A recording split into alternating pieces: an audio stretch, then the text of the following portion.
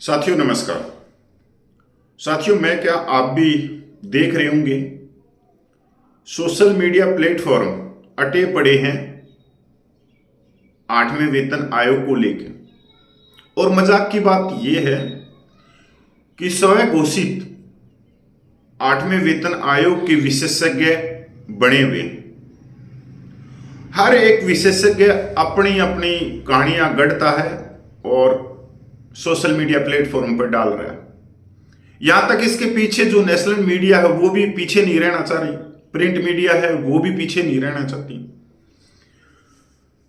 साथियों अब अगर बात करें कि वो तो चलो नेशनल मीडिया उनका तो काम भी है, हमारे जो पूर्व सैनिक समाज के 800 के करीब यूट्यूबर चैनल हैं वो भी धड़ाधड़ आए दिन हर घंटे वीडियो आ रहे हैं, जिनको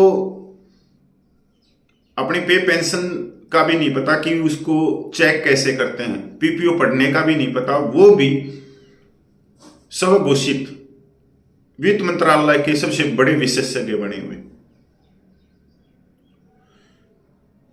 साथियों यहां पर कई चीजें देखो आप लोगों को देख लेनी चाहिए। एक तो क्या कि आज के दिन देश की आर्थिक हालात क्या है, इकोनॉमी क्या है।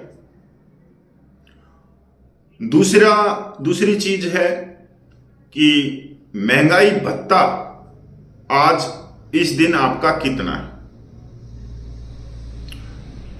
और सबसे बड़ी बात जो अहम बात है वो ये है कि जो केंद्रीय कर्मचारियों के संगठन है, इसके अलावा जो मंत्रालय हैं, उन्होंने अपने अपने कर्मचारियों के हित के लिए क्या क्या सुझाव भारत सरकार को भेजे हैं। तो आपको सारी कहानी समझ में आ जाएगी 8वें वेतन आयोग में कि क्या मिलेगा क्या नहीं मिलेगा।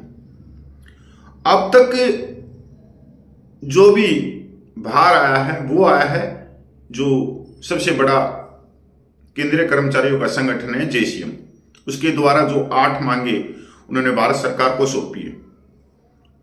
उसके अंदर जो फिटमेंट फैक्टर है, क्योंकि ये एक ऐसा है फिटमेंट फैक्टर जो सभी कर्मचारियों को प्रभावित करता है। उसके अलावा अलग अलग कर्मचारी वर्ग की अलग डिपार्टमेंट की अलग अलग डिमांडें होती हैं, जैसे रक्षा मंत्रालय की अलग हैं, पैरामिलिट्री की अलग हैं, उनके काम करने के तरीके, उनके लिए अलाउंस, वो एक चीज अलग रह जाती है। पर फिटमेंट फैक्टर ये सभी को प्रभावित करता है। साथियों अगर फिटमेंट फैक्टर पे मोहर लगती है तो आपकी पे पेंशन की बढ़ोतरी होगी। पर उससे पहले आपको यह भी मालूम होना चाहिए कि 7 पे कमीशन में 5 फिटमेंट फैक्टर थे, 2.57, 2.62, 2.67, 2.72 और 2.81। और ये जो 5 फिटमेंट फैक्टर थे इसमें से 2.57 वो मिला डी ग्रुप और सी ग्रुप के कर्मचारियों को, जिससे वो उनकी जो पे पेंशन थी, जो बढ़ोतरी होनी थी 2.81 से, वो ना होके 2.57 से हुआ और सीधा सीधा नुकसान उनको हुआ उस समय।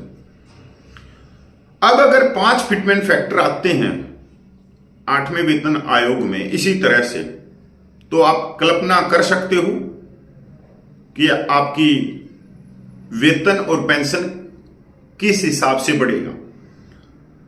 अगर हम 192 से लेके और 2.86 तक भी फिटमेंट फैक्टर मानते हैं तो 1.92 जाएगा जो डी ग्रुप के सी ग्रुप के कर्मचारियों के लिए और 2.86 फिर उससे अप के लिए। अब सबसे ज्यादा जोर यही बात पकड़ रही है कि इक्वल फिटमेंट फैक्टर होना चाहिए। इसके अलावा जो आए दिन पे कमीशन के ऊपर मोहर मार रहे हैं, स्टैम्प मार रहे हैं, तो उनके बारे में भी मैं आप लोगों को कहना चाहता हूं। साथियों 7 पे कमीशन के दौरान जो डीए था 126% के करीब था, जो आपका बेसिक वेतन बेसिक पेंशन था उससे ज्यादा तो आप डीए ले रहे थे, पर आज के दिन जो आप डीए ले रहे हो वो ले रहे हो 53%। ये बहुत प्रभावित करेगा 8वें वेतन आयोग में। अगर यही डीए अगर आपका 100 से ऊपर होता तो सीधा सीधा कर्मचारी वर्ग को इसका फायदा होता। कुछ आंकड़े मैं आप लोगों के सामने रखना चाहता हूं। आज जो न्यूनतम वेतन है वो है 18,000 रुपया, और आज के दिन जो डीए है वो 53% है। जनवरी 2025 में 2% डीए की बढ़ोतरी होगी। जून 2025 में 2% फिर लगा लो। जनवरी 2026 में 3% डीए की बढ़ोतरी लगा लो।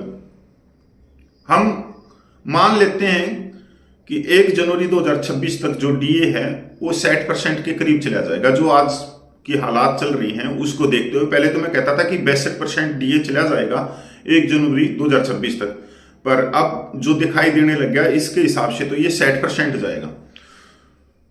तो 1 जनवरी 2026 को जो 18,000 रुपया न्यूनतम वेतन है उसमें 60% डीए जुड़कर टोटल हो जाएगा 28,800 के करीब आप वेतन और डीए ले रहे होंगे 1 जनवरी 2026 को। 18,000 प्लस 60% डीए। अब साथियों देखो, 18,000 पर फिटमेंट फैक्टर 1.92 मिला तो नया न्यूनतम वेतन हो जाएगा 34,650 रुपया, और पहले आप कितना ले रहे हो 28,800 रुपया, तो बढ़ोतरी हुई 5,850 रुपये की। अगर 18,000 पर 2.08 का फिटमेंट फैक्टर मिला तो न्यूनतम वेतन हो जाएगा 34,440 रुपया, और पहले से ही आप 28,800 ले रहे हो तो नया न्यूनतम वेतन में जो बढ़ोतरी होगी वो होगी 8,640 रुपया। तो सीधा सा 8,640 की बढ़ोतरी। अगर 18,000 पर फिटमेंट फैक्टर 8वें वेतन आयोग में 2.86 मिला तो नया न्यूनतम वेतन हो जाएगा 51,480 रुपया, और पहले आप ले रहे हो 28,800 रुपया। इसको माइनस कर दो तो 22,680 रुपये की शुद्ध बढ़ोतरी हो जाएगी।